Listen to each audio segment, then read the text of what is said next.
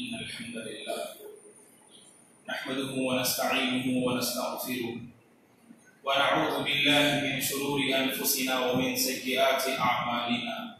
من يهده الله فلا مضل له ومن يضلل فلا هادي له وأشهد أن لا إله إلا الله وأشهد أن محمدا عبده ورسوله أما بعد أعوذ بالله من الشيطان الرجيم بسم الله الرحمن الرحيم يا أيها الذين آمنوا اتقوا الله حق تقاته ولا تموتن إلا وأنتم مسلمون يا أيها الناس اتقوا ربكم الذي خلقكم من نفس واحدة وخلق منها زوجها وبث منهما رجالا كثيرا ونساء واتقوا الله الذي تساءلون به والأرحام إن الله كان عليكم رقيبا يا أيها الذين آمنوا اتقوا الله وقولوا قولا سديدا يصلح لكم أعمالكم ويغفر لكم ذنوبكم ومن يطع الله ورسوله فقد فاز فوزا عظيما أما بعد فإن خير الحديث كتاب الله وخير الهدي هدي محمد صلى الله عليه وسلم وشر الأمور محدثاتها وكل محدثة بدعة وكل بدعة ضلالة وكل ضلالة في النار أما بعد أعوذ بالله من الشيطان الرجيم ولقد خلقنا الإنسان ونعلم ما توسوس به نفسه ونحن أقرب إليه من حبل الوريد إذ يتلقى المتلقيان عن اليمين وعن الشمال قعيد ما يلفظ من قول إلا لديه رقيب عتيد وجاءت سكرة الموت بالحق ذلك ما كنت منه تحيد ونفخ في الصور ذلك يوم الوعيد وجاءت كل نفس معها سائق وشهيد لقد كنت في غفلة من هذا فكشفنا عنك غطاءك فبصرك اليوم حديد وقال قرينه هذا ما لدي عتيد ألقيا في جهنم كل كفار عنيد مناع للخير معتد مريب الذي جعل مع الله إلها آخر فألقياه في العذاب الشديد قال قرينه ربنا ما أطغيته ولكن كان في ضلال بعيد قال لا تختصموا لدي وقد قدمت إليكم بالوعيد ما يبدل القول لدي وما أنا بظلام للعبيد وما أمروا إلا ليعبدوا الله مخلصين له الدين. تمام تعریفیں بزرگی اور بڑائی اس اللہ وحدہ لا شریک کے لیے ہے جس نے اس ساری کائنات کو پیدا کیا. درود اور سلامتی ہو اللہ کے پیارے حبیب صلی اللہ علیہ وسلم پر جنہوں نے اس دین کو بڑی ہی محنت اور مشقت کے ساتھ پہنچایا. درود اور سلامتی ہو رسول اللہ صلی اللہ علیہ وسلم کے اصحاب رضوان اللہ علیہم اجمعین پر، تابعین اور تبع تابعین پر، تمام مؤمن مرد اور عورتوں پر اللہ کی رحمت اور اس کی سلامتی ہو آمین. محترم بزرگوں، نوجوانوں، عزیز بچوں اور قابل احترام میری ماں اور بہنوں، مقصد زندگی رب کی بندگی ہے. یہ بات ہم میں سے ہر ایک اچھی طرح سے جانتے ہیں کہ اللہ تبارک و تعالی نے انسانیت کو جو زندگی عطا کی ہے وہ اسی لیے کہ یہ زندگی اللہ تبارک و تعالی کی مکمل اطاعت و فرما برداری، عبادت اور بندگی میں انسان بسر کرے. بندگی کی توفیق ملنا یہ اللہ تبارک و تعالیٰ کی جانب سے ایک اہم نعمت ہے. اسی لیے اللہ تبارک و تعالیٰ سے ہم اپنی دعاؤں میں اس دعا کا بھی خصوصیت کے ساتھ اہتمام کرنا چاہیے کہ اے پروردگار تیری کما حقہ بندگی بجا لانے کی توفیق دے. بندگی کی توفیق ملنا نعمت الہی ہے، اس کا کوئی انکار نہیں کر سکتا ہے. انسانیت کی ایک بہت بڑی تعداد جو اس نعمت سے محروم زندگی بسر کر رہی ہے، یقیناً یہ قابل افسوس اور قابل ندامت اور قابل توجہ امر ہے کہ انسانیت کو چاہیے کہ اپنی زندگی کے مقصد کو سمجھنے کی کوشش کریں اور زندگی کے ہر قدم میں اللہ تبارک و تعالیٰ کی عبادت اور اللہ تبارک و تعالیٰ کے اوامر اور اللہ تبارک و تعالیٰ کی فرما برداری کو مد نظر رکھتے ہوئے زندگی بسر کرنے کی ہر ممکن کوشش کرنی چاہیے۔ بندہ اگر اسے اللہ کی یہ توفیق مل جائے کہ اللہ کی بندگی کی توفیق مل جائے تو بندگی کو بجا لاتے ہوئے شریعت ہمیں یہ تعلیم دیتی ہے کہ چند باتوں کا لحاظ رکھنا ضروری ہے، ورنہ ہمارا وقت دینا اور قربانی، ہماری کوششیں اور ہماری کاوشیں اور ہماری یہ قربانیاں اللہ تبارک و تعالیٰ کے دربار میں رائگاں ہو جاتی ہیں، اللہ کے دربار میں بیکار ہو جاتی ہیں۔ بندگی کو بچا لاتے ہوئے جن امور کا لحاظ رکھنا چاہیے ان امور میں سے ایک ایسا امر ہے یا ایک ایسی چیز ہے یا ایک ایسا عمل ہے یا ایک ایسی عبادت ہے کہ جس کی طرف ہم میں سے بہت سارے توجہ نہیں دیتے ہیں، کہ جس کے نتیجے میں انسان یا مومن بندہ بندگی بچا لاتا ہے، اللہ کی عبادت کرتا ہے، لیکن رب العالمین کے دربار میں وہ معجور نہیں ہوتا ہے، اللہ تبارک و تعالیٰ کے دربار میں اسے اجر و ثواب سے نہیں نوازا جاتا ہے، بلکہ اللہ تبارک و تعالیٰ اس کے عمل کو اس کے یہاں پر رد کر دیتے ہیں اور لوٹا دیتے ہیں۔ دراصل میری مراد جب بندگی کو بجا لاتے ہوئے عبادت و فرما برداری ادا کرتے ہوئے انسان کو اس بات کا لحاظ رکھنا چاہیے کہ جو بھی عمل جو بھی عبادت آپ انجام دیتے ہیں آپ اپنی عبادت میں مخلص ہوں، اخلاص کو اپنانا چاہیے، ریاکاری ہماری عبادتوں میں نہ آئے، اخلاص جسے خالصۃ لوجہ اللہ، اللہ تبارک و تعالیٰ کی رضا چاہتے ہوئے، اللہ تبارک و تعالیٰ کی خوشنودی چاہتے ہوئے جس عمل کو آپ انجام دیں گے سمجھ لیجیے وہی عمل اللہ کے دربار میں قابل قبول ہوتا ہے۔ آپ نے رات کا ایک حصہ عبادت کے لیے خاص کیا یا دن کا کوئی وقت آپ نے عبادت کے لیے خاص کیا،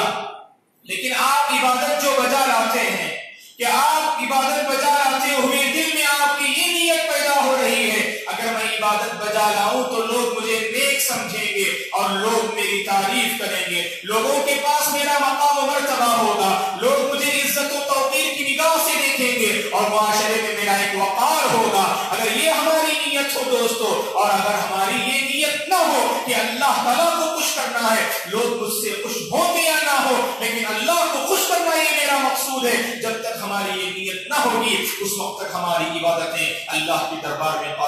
قبول نہیں ہو سکتی ہیں۔ خطبہ مسنونہ کے بعد آپ کے سامنے جو آیت کریمہ تلاوت کی گئی قرآن مجید کی ایک عظیم آیت ہے جس میں اللہ تبارک و تعالی مسلمانوں کو اس بات کی تعلیم دیتے ہیں کہ عبادت کو بجا لائیں، لیکن یاد رکھیں عبادت کو بجا لاتے ہوئے خالصۃ للہ، اللہ کے لیے اس عبادت کو بجا لائیں، اللہ تبارک و تعالی کے لیے آپ کی عبادتیں ہونی چاہیے اور اللہ تبارک و تعالی کے لیے آپ کے خیرات اور آپ کے طاعت ہونی چاہیے۔ وما امروا الا ليعبدوا الله مخلصين له الدين، لوگوں کو اسی بات کا حکم دیا گیا، لوگوں کو اسی بات کا حکم دیا گیا کہ وہ اللہ کی عبادت کرے، کیسے؟ مخلصین لہ الدین، دین کو اللہ کے لیے خالص کرتے ہوئے آپ کا ہر عمل اخلاص پر مشتمل ہونا چاہیے اور آپ کے ہر عمل اور آپ کی ہر عبادت میں خالص عمل اور خالص نیت کا فرما ہونی چاہیے۔ دوستو صحیح بخاری کو پڑھ کر دیکھیں، ہمارا یہ ایمان ہے اصح الکتب بعد کتاب اللہ صحیح البخاری، قرآن مجید کے بعد اس روئے زمین میں اگر کوئی سب سے صحیح اور سچی کتاب ہے تو صحیح بخاری ہے، اس پر پوری امت کا اتفاق ہے، لیکن اللہ رحم کرے، اللہ ہدایت دے ان لوگوں کو جو یہ کہتے ہیں کہ صحیح بخاری میں بھی ضعیف احادیث موجود ہیں، اللہ تبارک و تعالیٰ ایسے لوگوں کو صحیح راہ بتائے اور اللہ تبارک و تعالیٰ ایسے لوگوں کو ہدایت دے۔ اصح الکتب بعد کتاب اللہ صحیح البخاری، اس پر تقریباً امت کا اجماع یا امت کا اتفاق ہے کہ اللہ تبارک و تعالیٰ کی کتاب کے بعد اگر اس روئے زمین میں اگر کوئی سب سے صحیح کتاب موجود ہے تو صحیح بخاری ہے، جسے محمد بن اسماعیل البخاری رحمۃ اللہ علیہ نے جس کتاب کو ترتیب دی محمد بن اسماعیل البخاری رحمۃ اللہ علیہ ہیں۔ اگر آپ صحیح بخاری پڑھ کر دیکھیں تو آپ کو پتہ چلے گا کہ کتنی عظیم کتاب ہے یہ، اور اس عظیم کتاب کی شروعات کس حدیث سے ہوتی ہے دوستو؟ یہ بات آپ کو معلوم ہونی چاہیے کہ امام بخاری رحمۃ اللہ علیہ نے اپنی کتاب کی شروعات جس حدیث سے کی، وہ حدیث ہمیں نیت پر دلالت کرنے والی حدیث ہے۔ وہ حدیث ہمیں اس بات کا پیغام دیتی ہے کہ ہر انسان کو چاہیے کہ اپنی نیت کو خالص کر لیں اور اپنی نیت کو بہتر بنا لیں۔ نیت میں کھوٹ، نیت میں بگاڑ، نیت میں فساد اور نیت میں خلل انسان کے عمل کو برباد کر کے رکھ دیتا ہے۔ اسی لیے عمر بن الخطاب رضی اللہ عنہ فرماتے ہیں، امام بخاری رحمۃ اللہ علیہ نے عمر رضی اللہ عنہ کی اس روایت کو اپنی کتاب میں سب سے پہلے مقام پر ذکر کرتے ہیں، جس کے امام بخاری اور مسلم دونوں نے اس حدیث کو روایت کی ہے کہ عمر بن الخطاب رضی اللہ عنہ فرماتے ہیں انما الاعمال بالنیات۔ یہ حدیث آپ نے بارہا سنی ہوگی، بہت ہی عظیم حدیث ہے۔ امام شافعی رحمۃ اللہ علیہ اس حدیث کے بارے میں فرماتے ہیں يدخل في 70 بابا من ابواب العلم، کہ اس حدیث کے تحت علم کے 70 چیپٹر داخل ہوتے ہیں۔ اس حدیث میں علم کے 70 ابواب اور 70 چیپٹرز گویا کہ اس حدیث میں داخل ہوتے ہیں۔ انما الاعمال بالنیات، اعمال کا دار و مدار نیتوں پر ہوا کرتا ہے۔ آپ کی نیت جیسے ہوگی اس کے مطابق آپ کو بدلا دیا جائے گا۔ آپ کی نیت درست اور خالص ہے تو آپ کو اس کے مطابق بدلا دیا جائے گا۔ اگر آپ کی نیت میں بگاڑ ہے تو گویا کہ اسی کے مطابق آپ کو بدلا دیا جائے گا۔ انما الاعمال بالنیات، اعمال کا دار و مدار نیتوں پر ہوا کرتا ہے۔ اور اللہ کے رسول نے اس کی وضاحت کرتے ہوئے فرمایا ومن كانت هجرته الى الله ورسوله فهجرته الى الله ورسوله ومن كانت هجرته الى دنيا يصيبها او امرأة ينكحها فهجرته الى ما هاجر اليه۔ اللہ کے رسول صلی اللہ علیہ وسلم نے فرمایا جو بندہ ہجرت کرتا ہے، اور ہم نے اس سے پہلے جمعہ میں معلوم کیا ہجرت کتنی عظیم عبادت ہے، کتنا عظیم عمل ہے۔ ہجرت جیسا عظیم عمل انجام دیتے ہوئے اگر کسی کی نیت اچھی ہے تو گویا کہ اللہ تبارک و تعالیٰ یہ عظیم عمل کے مطابق، گویا کہ عظیم نیت کے مطابق اس عظیم عمل کا ثواب اللہ تعالیٰ عطا فرمائیں گے۔ فمن كانت هجرته الى الله ورسوله فهجرته الى الله ورسوله، ہجرت کرتا ہے بندہ دین کی خاطر، اپنے ایمان کو بچانے کی خاطر، بندہ اپنا ملک چھوڑتا ہے، اپنا مقام چھوڑتا ہے اور اپنی سرزمین اگر چھوڑتا ہے اور دوسرے مقام کی طرف اگر ہجرت کرتا ہے، اور ہجرت کرنے کا مقصود کیا ہے؟ اللہ کی رضا، اللہ تبارک و تعالیٰ کی رضا، اللہ کو خوش کرنا اور رسول کو خوش کرنا یہ اس کا مقصود ہو تو اللہ کے رسول نے فرمایا اس کی ہجرت بھی اسی کے تحت ہے جس کے لیے اس نے نیت کی۔ اور آپ نے مزید وضاحت کرتے ہوئے فرمایا ومن كانت هجرته الى دنيا يصيبها، ایک بندہ ہجرت کرتا ہے، اپنا مقام چھوڑتا ہے دنیا کمانے کے لیے، دنیا حاصل کرنے کے لیے، یا انسان ہجرت کرتا ہے کسی عورت سے شادی کرنے کے لیے، تو اللہ کے رسول نے فرمایا فَهِجْرَتُهُ إِلَى مَا هَاجَرَ إِلَيْهِ، کہ اس نے جس کے لیے ہجرت کی تو گویا کہ اس کو وہی چیز ملے گی، اس کو اللہ تبارک و تعالیٰ کے پاس کوئی اجر و ثواب نہیں ملے گا۔ مہاجر ام قیس رضی اللہ عنہ، ام قیس نامی ایک خاتون کہ جن سے محبت کرنے والے ایک شخص جنہوں نے مکہ سے مدینہ اس لیے ہجرت کی کہ ام قیس نے مکہ سے مدینہ ہجرت کی، اور مہاجر ام قیس نے اس لیے مکہ کو چھوڑا تاکہ مدینے میں موجود ام قیس سے شادی کریں اور ام قیس سے نکاح کریں۔ تو اسی سیاق میں اللہ کے رسول نے فرمایا اگر کوئی کسی عورت سے شادی کرنے کی نیت سے اگر ہجرت کرتا ہے تو اللہ تبارک و تعالیٰ کہ جس کی اس نے نیت کی وہ نیتوں سے عطا کر دیں گے، لیکن اللہ کے پاس ایسا بندہ موجود نہیں ہوگا اور اللہ کے پاس ایسے بندے کو اجر و ثواب سے نہیں نوازا جائے گا۔ اس حدیث کی شرح میں عبد الرحمن بن مہدی رحمۃ اللہ علیہ نے لکھا ہے ينبغي لكل من صنف كتابا ان يبتدئ فيه بهذا الحديث، کہ ہر وہ شخص جو کوئی کتاب لکھنا چاہتا ہے، کوئی علم حدیث پر کتاب لکھنا چاہتا ہے، اسے چاہیے کہ اس حدیث سے اپنی کتاب کی شروعات کرے، اس لیے کہ نیت اگر ٹھیک ہے تو گویا کہ اس پر مرتب ہونے والا عمل بھی اللہ کے پاس قابل قبول ہوتا ہے۔ اگر نیت میں خلل، نیت میں بگاڑ اور نیت میں کھوٹ ہے تو اس پر مرتب ہونے والا عمل بھی اللہ کے پاس قابل قبول نہیں ہوتا ہے دوستو۔ اسی لیے ہمیں چاہیے کہ بار بار اپنی نیت کو خالص کرنے کی ضرورت ہے۔ نماز پڑھتے ہیں، زکوٰۃ ادا کرتے ہیں، اللہ کی راہ میں صدقہ و خیرات کرتے ہیں، روزہ رکھتے ہیں یا کوئی بھی نیک کام انجام دیتے ہیں، یاد رکھیں شیطان کی سب سے پہلی کوشش تو یہ ہوتی ہے آپ کو نیک کام سے روکیں، لیکن اگر آپ نے شیطان کو ہرا دیا، شیطان کو مغلوب کر دیا اور آپ نیک کام کرنے پر اگر اتر آئے، نیک کام کے میدان میں آپ نے قدم رکھا تو شیطان کی یہ دوسری چال بازی ہوتی ہے, شیطان کی یہ دوسری مکاری ہوتی ہے, وہ آپ کی نیت پر حملہ کرتا ہے اور اسے پتا ہے شیطان کو اگر آپ کی نیت پر حملہ کرنے میں اگر وہ کامیاب ہو جائے تو گویا کہ ہمارا عمل اللہ کے دربار میں قابل قبول نہیں ہوتا ہے. اسی لیے بار بار ہمیں اپنی نیت کے ساتھ مجاہدہ کرنے کی ضرورت ہے, نیت کے ساتھ محاسبہ کرنے کی ضرورت ہے, بار بار اپنی نیت کو ریفریش کرنے کی ضرورت ہے, نیت کی تجدید کرنے کی ضرورت ہے, نیت کو ٹٹولنے اور کھنگالنے کی ضرورت ہے دوستو کہ کوئی بھی عمل کرتے ہیں یقیناً ضرور شیطان دل میں وسوسے پیدا کرتا ہے. آپ مسجد آتے ہیں, دل میں خیال ہوتا ہے کہ فلاں شخص کی نظر مجھ پر پڑ رہی ہے, کہ ہو سکتا ہے کہ اگر میں نمازوں کی پابندی کرنے لگ جاؤں تو لوگ مجھے اچھا سمجھیں گے, شاید کہ اس کے نتیجے میں مجھے کوئی اچھا رشتہ آ جائے, کوئی اچھا جاب مل جائے. یہ سب ایسے دنیاوی مقاصد ہیں جو شیطان ہمارے اپنے دلوں میں پیدا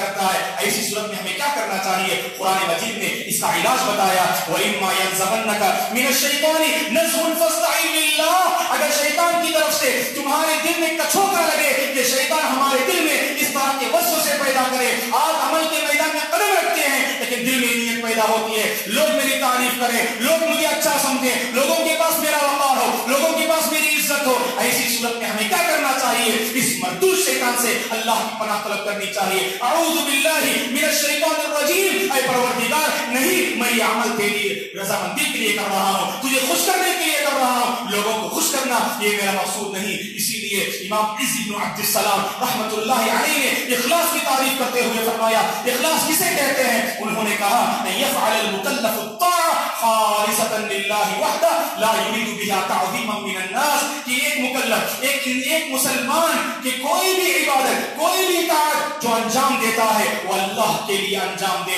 اللہ تبارک و تعالیٰ کو خوش کرنے کے لیے انجام دے. لوگوں کی عزت, لوگوں کی تکریم اور لوگوں کا وقار حاصل کرنا اس کا مقصود نہ ہو, لوگوں کے پاس وقار حاصل کرنا اس شخص کا مقصود نہ ہو, تو اسی کو اخلاص کہتے ہیں دوستو. اب ہم میں سے ہر ایک کو اپنا جائزہ لینے کی ضرورت ہے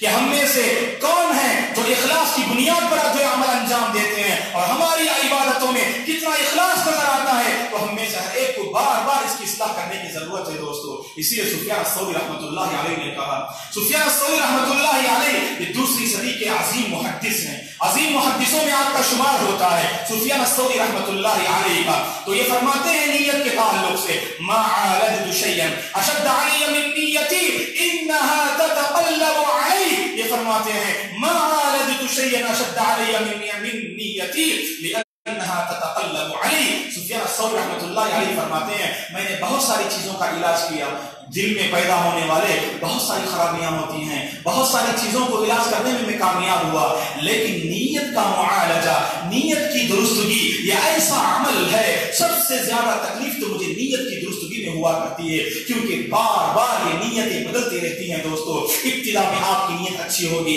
آپ نے کوئی خیر کا کام شروع کیا ہوگا, ابتدا میں آپ کی نیت اللہ تعالیٰ کی رضا, لوگوں کو فائدہ پہنچانا اور اس کے ذریعے سے لوگوں کو دین سے قریب کرنا. لیکن جیسے جیسے آپ آگے بڑھتے ہیں, آپ کے قدم آگے بڑھتے ہیں, تو شیطان آپ کی نیت پر حملہ کرتا ہے. ابتدا میں آپ کی نیت ٹھیک ہے تو آپ دل مطمئن نہیں ہونا چاہیے کہ بلکہ ہر لمحہ اور ہر قدم اپنی نیت کا جائزہ لیں, اور جہاں بھی نیت پر حملہ اگر شیطان کرتا ہے تو فوراً اپنی نیت کی اصلاح کر لیں. تو سمجھ لیجیے اللہ کے پاس ہماری گرفت نہیں ہوگی, اللہ کے پاس ہمارا وہ عمل قابل قبول ہوگا. اس لیے کہ نیتیں جانتے ہیں ابتدا میں ٹھیک ہوتی ہے, لیکن بعد میں نیت میں خلل اور نیت میں بگاڑ پیدا ہونے لگتا ہے. یا الفاظ نیت, ابتدا میں نیت بری رہتی ہے, لیکن اگر آپ نے اپنی نیت کی اصلاح کر لی, آپ کا عمل اللہ کے پاس قابل قبول ہوگا. آپ نے کوئی نیک کام شروع کیا, ابتدا میں آپ کی نیت لوگوں کے پاس اپنا مرتبہ حاصل کرنا, لیکن بعد میں آپ کو پتا چلا یہ عمل غلط ہے اور اس کی وجہ سے ہم اللہ کے پاس ہم مقام مرتبہ حاصل نہیں کر سکتے, تو آپ نے اپنی نیت کی اصلاح کر لی. یاد رکھیں دوستو, اگر ہم نے اپنی نیت کی اصلاح کر لی, ابتدا آپ کی نیت بالکل درست نہیں تھی, لیکن بعد میں اگر آپ نے اپنی نیت کی اصلاح کر لی, دوران عمل اللہ تعالیٰ ہماری عبادتوں کو ضرور قبول کر لیں گے. لیکن ابتدا میں آپ کی نیت اچھی تھی, لیکن درمیان میں اگر خلل پیدا ہو جائے, آپ نے اگر اس کی اصلاح نہیں کی, بنیاد تو ٹھیک تھی لیکن اس پر مرتب کیا جانے والا عمل, اس میں اگر خلل اور بگاڑ پیدا ہو جائے, اللہ تبارک و تعالیٰ کے پاس ایسا عمل قابل قبول نہیں ہوتا ہے. تو اسی لیے ہمیں چاہیے کہ بار بار اپنی نیتوں کی اصلاح کرنے کی ضرورت ہے. اور آپ کو یہ بات بھی معلوم ہونی چاہیے کہ جہاد یہ کتنی عظیم عبادت ہے, جس میں انسان اپنی جان کی بازی لگاتا ہے, اپنی جان کا نذرانہ پیش کرتا ہے. لیکن یاد رکھیں, جہاد جیسی عظیم عبادت میں بھی اللہ تعالیٰ نیت کا دخل رکھا ہے. اگر جہاد انسان جہاد میں شریک ہوتا ہے، اپنی جان کی بازی لگاتا ہے، کفار اور مشرکین سے مدبھیڑ اس کی ہوتی ہے اور ڈٹ کر مقابلہ کرتا ہے اور اپنی جان کی قربانی دے دیتا ہے، لیکن اگر اس کا یہ مقصود ہو اس کا یہ مقصود ہو کہ جہاد میں اس نے اس لیے شرکت کی تاکہ لوگ اسے بہادر کہیں، تاکہ لوگ اسے پہلوان کہیں، تاکہ اسے لوگ تعریف کے پل باندھیں، اگر اس کا یہ مقصود ہو، یاد رکھیں ایسا مجاہد اللہ تبارک و تعالیٰ کے پاس قابل قبول نہیں ہے، بلکہ کل قیامت کے دن اسی مجاہد کے ذریعے سے جہنم کی شروعات ہوگی اور جہنم کی آگ بھڑکائی جائے گی۔ یہ اللہ کے رسول صلی اللہ علیہ وسلم نے فرمایا۔ اسی وجہ سے ایک مرتبہ ایک صحابی نے اللہ کے رسول سے پوچھا، متفق علیہ صحیح بخاری مسلم کی حدیث ہے، راوی حدیث عبداللہ بن قیس ابو موسیٰ الاشعری رضی اللہ عنہ ہے، یہ فرماتے ہیں کہ آپ صلی اللہ علیہ وسلم سے پوچھا گیا، سئل رسول اللہ عن الرجل يقاتل حمیہ ويقاتل شجاع ويقاتل ریاء ای ذلك فی سبیل اللہ فقال من قاتل لتكون كلمة الله هي العليا فهو في سبيل اللہ۔ اللہ کے رسول صلی اللہ علیہ وسلم سے پوچھا گیا، اے اللہ کے رسول، ایک شخص ہے جو لڑتا ہے، میدان جہاد میں قدم رکھ کر لڑتا ہے، اپنے قبیلے کی طرفداری کرتے ہوئے، اپنی جماعت کی طرفداری کرنے کے لیے لڑتا ہے۔ ایک وہ شخص ہے جو لڑتا ہے لوگوں کو دکھانے کے لیے لڑتا ہے، ایک وہ شخص ہے جو لڑتا ہے اپنی بہادری کا جوہر دکھلانے کے لیے۔ بتائیے اللہ کے رسول، ان تینوں میں سے کون ہے جس نے اللہ کی خاطر جو لڑ رہا ہے؟ وہ شخص جو اپنی قبیلے کی طرفداری کرتے ہوئے لڑتا ہے، یا وہ شخص جو لوگوں کو دکھانے کے لیے لڑ رہا ہے، یا وہ شخص جو اپنی بہادری کے جوہر دکھلانے کے لیے لڑتا ہے؟ ان میں سے کون ہے جو اللہ کی راہ میں لڑتا ہے؟ اللہ کے رسول نے فرمایا یہ تینوں اللہ کی راہ میں نہیں لڑ رہے ہیں، بلکہ کون ہے جو اللہ کی راہ میں لڑتا ہے؟ اللہ کے راستے میں لڑنے والا حقیقی مجاہد کون ہے؟ آپ نے فرمایا من قاتل لتكون كلمة الله هي العليا فهو في سبيل اللہ، جو بندہ اس لیے لڑتا ہے تاکہ اللہ کے کلمے کو بلند کرے۔ جہاد کا مقصود یہی ہے دوستو، اعلاء کلمت اللہ، اللہ تبارک و تعالیٰ کے کلمے کو بلند کرنا، اللہ تبارک و تعالیٰ کے کلمہ اسلام کے جھنڈے کو بلند کرنا، یہ جہاد کا مقصود ہونا چاہیے۔ جو بندہ اللہ کے کلمے کو بلند کرنے کے لیے لڑتا ہے، یہی بندہ گویا کہ اللہ کی راہ میں جہاد کر رہا ہے، اللہ کے راستے میں جہاد کر رہا ہے۔ تو پتہ چلا کہ انسان جتنی عظیم عبادت انجام دیتا ہے اتنی ہی نیت بھی عظیم ہونی چاہیے، جتنی عظیم عبادت انجام دیتا ہے نیت بھی اسی قدر عظیم ہونی چاہیے۔ آپ جو عبادت انجام دے رہے ہیں بالکل عظیم ہے، بالکل بڑی عبادت ہے، لیکن نیت اگر معمولی ہو، نیت میں اگر کھوٹ اور خلل ہو، یاد رکھیں دوستو ایسا عمل اور ایسی عبادت اللہ تبارک و تعالیٰ قبول نہیں کرتے ہیں۔ قربانی کا موسم ابھی چند دنوں پہلے گزرا اور اس موقع پر بھی ہم نے یہ بات معلوم کی، اللہ تبارک و تعالیٰ جو قربانی کا جو حکم دیتے ہیں،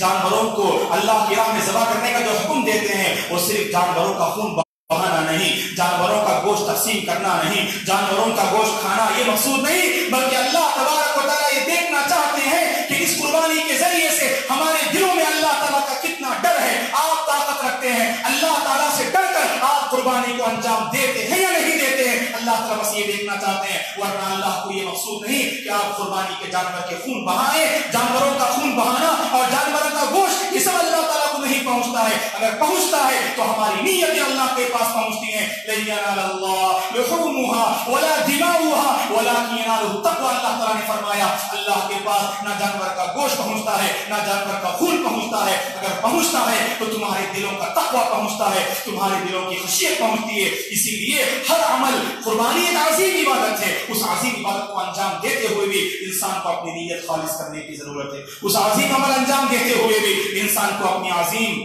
اپنی نیت خالص کرنے کی ضرورت ہے۔ اور یاد رکھیں دوستو، نیت اگر بری ہے تو محض نیت اگر بری ہو جائے تو اس پر شریعت مواخذہ نہیں کرتی ہے، یہ اللہ تبارک و تعالیٰ کی رحمت ہے۔ نیت اگر اچھی ہے آپ کی تو محض اچھے ارادے پر اللہ تعالیٰ ایک ثواب لکھتے ہیں، جیسا کہ اس سے پہلے کسی جمعہ میں ہم نے اس کی وضاحت کی تھی آپ کے سامنے، صحیح بخاری اور مسلم کی حدیث ہے۔ ابن عباس رضی اللہ عنہما فرماتے ہیں ان اللہ كتب الحسنات والسیئات ثم بین ذلك فمن هم بحسنات ولم يعملها كتبها الله له عنده حسنة كاملة، اللہ کے رسول نے فرمایا بے شک اللہ نے نیکیاں لکھ دی ہیں اور برائیاں بھی لکھ دی ہیں. پھر اللہ نے اس کی وضاحت کی کہ جو بندہ نیک عمل کا ارادہ کرتا ہے, محض نیت کرتا ہے اور اسے انجام نہیں دیتا ہے, محض نیک عمل کے ارادے پر اس بندے کے ثواب میں ایک نیکی لکھی جاتی ہے, اس بندے کے نام اعمال میں ایک نیکی لکھی جاتی ہے. اگر وہ بندہ انجام دیتا ہے اس عمل کو, اس نیک کام کو, نیت جتنی اچھی ہوگی, نیت میں انسان جتنا مخلص ہوگا, اس کے مطابق اسے اللہ تعالیٰ 1 سے لے کر 10 اور 10 سے لے کر 700 اور 700 نیکیوں سے بڑھ کر اللہ تعالیٰ دینے پر قادر ہے. اور پھر اللہ کے رسول نے وضاحت کی کہ بندہ اگر برائی کا ارادہ کرتا ہے, محض برائی کے ارادے پر برائی نہیں لکھی جاتی. اللہ اکبر, یہ اللہ تعالیٰ کی کتنی کرم فرمائی ہے دوستو. نیکی کے ارادے پر ایک نیکی لکھی جاتی ہے, تو ہونا تو یہ چاہیے کہ برائی کے ارادے پر ایک برائی لکھی جانی چاہیے, لیکن رحمت الہی ہمیشہ غضب الہی پر غالب آتی ہے. تو یہ کہا اللہ کے رسول نے کہ اگر بندہ برائی کا ارادہ کرتا ہے تو ایک برائی نہیں لکھی جاتی, یہاں تک کہ اگر وہ برائی کر بیٹھتا ہے تو اس کے کھاتے میں اور اس کے نام اعمال میں ایک برائی بس لکھی جاتی ہے. اس کا یہ مطلب نہیں کہ بندہ برائی کے ارادے کرتے جائیں, اور شریعت ہمیں یہ بھی تعلیم دیتی ہے ابتدا میں اگر نیت برائی کی آتی ہے تو انسان کو چاہیے کہ اسے کچل دے اور اسے دبا دینا چاہیے اور اسے انجام دینے کی کسی بھی صورت میں کوشش نہیں کرنی چاہیے. لیکن اگر اس نے دل میں برائی کا پختہ ارادہ کر لیا تو کہا اللہ تعالیٰ نے وَلَكِنْ مَا تَحَمَّلَتْ قُلُوبُكُمْ, اگر دل میں برائی کا پختہ ارادہ ہو جائے, اللہ تعالیٰ کے پاس اس کی گرفت ہوتی ہے, اللہ تعالیٰ کے پاس اس کا مواخذہ ہوتا ہے. دلیل کیا ہے؟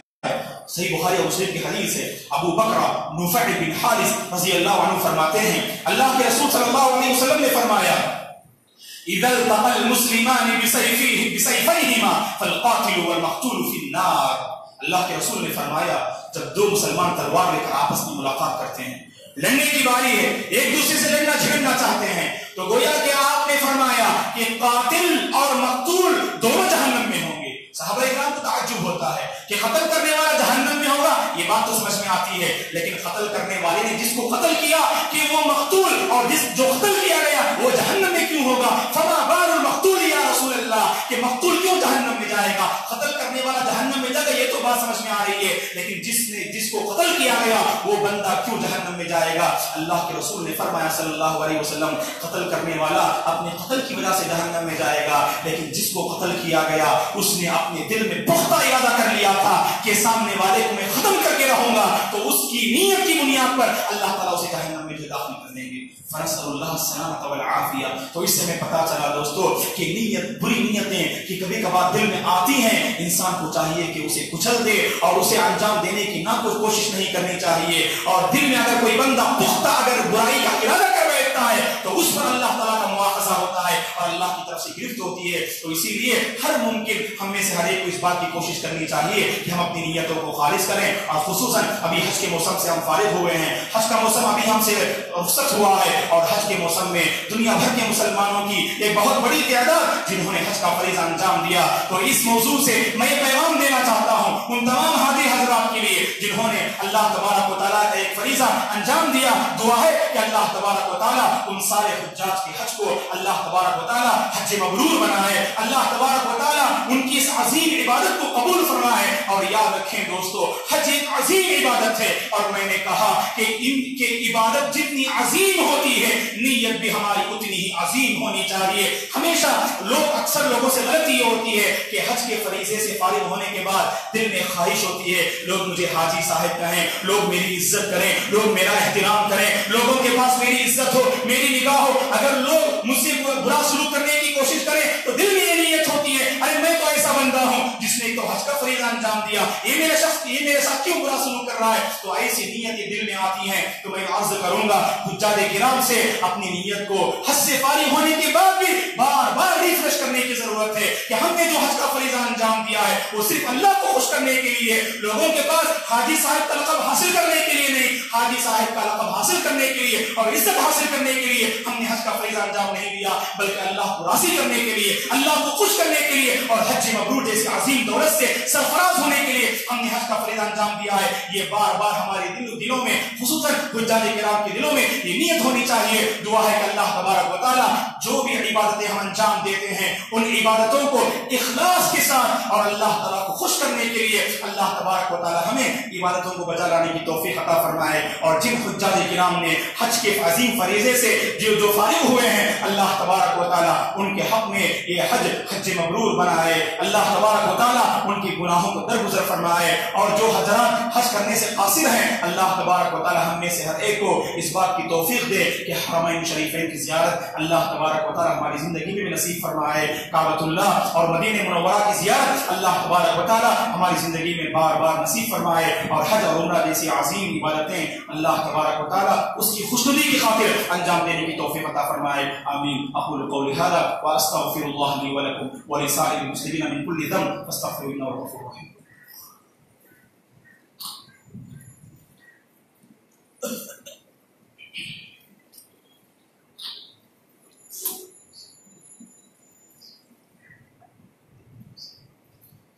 इन्नल हम्दुलिल्लाह नहमदुहु व नस्तईनुहु व नस्तगफिरुह व नऊज़ु बिल्लाहि मिन शुरूरि अनफुसिना व मिन सय्यिआति अअमालिना मन यहदिहिल्लाहु फला मुदिल्ल लहु व मन युद्लिल फला हादिय लहु व अशहदु अन ला इलाहा इल्लल्लाह व अशहदु अन्न मुहम्मदन अब्दुहु व रसूलुहु। अम्मा बाद, अऊज़ु बिल्लाहि मिनश शैतानिर रजीम। बिस्मिल्लाहिर रहमानिर रहीम। इन्नल्लाह व मलाइकतहु युसल्लूना अलन नबी या अय्युहल्लज़ीना आमनू सल्लु अलैहि व सल्लिमू तस्लीमा। अल्लाहुम्मा सल्लि अला मुहम्मद व अला आलि मुहम्मद कमा सल्लैता अला इब्राहीम व अला आलि इब्राहीम इन्नका हमीदुम मजीद। अल्लाहुम्मा बारिक अला मुहम्मद व अला आलि मुहम्मद कमा बारकता अला इब्राहीम व अला आलि इब्राहीम इन्नका हमीदुम मजीद। अल्लाहुम्मा अइज़्ज़िल इस्लाम वल मुस्लिमीन व अज़िल शिर्क वल मुशरिकीन। रब्बना ला तुआखिज़ना इन नसीना औ अख़्ताना। रब्बना व ला तहमिल अलैना इस्रन कमा हमलता अला अल्लज़ीना मिन क़ब्लिना। रब्बना व ला तुहम्मिलना मा ला ताक़त लना बिहि वअफ़ु अन्ना वाग़फिर लना वरहमना अंत मौलाना फंसुरना अलल क़ौमिल काफ़िरीन। रब्बना ला तुज़िग़ क़ुलूबना बअद इज़ हदैतना व हब लना मिन लदुनका रहमा इन्नका अंतल वह्हाब। अल्लाहुम्मा अरहम मौताना व मौतल मुस्लिमीन। अल्लाहुम्मा अश्फि मरदाना व मरदल मुस्लिमीन। अल्लाहुम्मा इन्ना नसअलुका इल्मन नाफ़िअन व रिज़्क़न वासिअन व अमलन मुतक़ब्बला। अल्लाहुम्मा ला तदअ लना ज़ंबन इल्ला गफ़रता वला हम्मन इल्ला फर्रजता वला दयनन इल्ला क़ज़यता वला मरीज़न इल्ला शफ़यता वला हाजतन मिन हवाइजिद दुनिया वल आखिरह इल्ला क़ज़यतहा या रब्बल आलमीन। अल्लाहुम्मा अक्फिना बिहलालिका व हरामिक व अग़निना बिफ़ज़लिका अम्मन सिवाक। अल्लाहुम्मा अरिनल हक़्क़ हक़्क़न वरज़ुक़ना इत्तिबाअह व अरिनल बातिला बातिलन वरज़ुक़ना इज्तिनाबह। अल्लाहुम्मा आति नुफूसना तक़वाहा। अल्लाहुम्मा आति नुफूसना तक़वाहा व ज़क्किहा अंत खैरु मन ज़क्काहा अंत वलियुहा व मौलाहा। अल्लाहुम्मा इन्ना नसअलुका अल-हुदा wat-तुक़ा wal-अफ़ाफ़ wal-ग़िना। रब्बना तक़ब्बल मिन्ना इन्नका अंतस समीउल अलीम। रब्बना तक़ब्बल मिन्ना इन्नका अंतस समीउल अलीम। इबादल्लाह रहिमनी व रहिमकुमुल्लाह। अऊज़ु बिल्लाहि मिनश शैतानिर रजीम।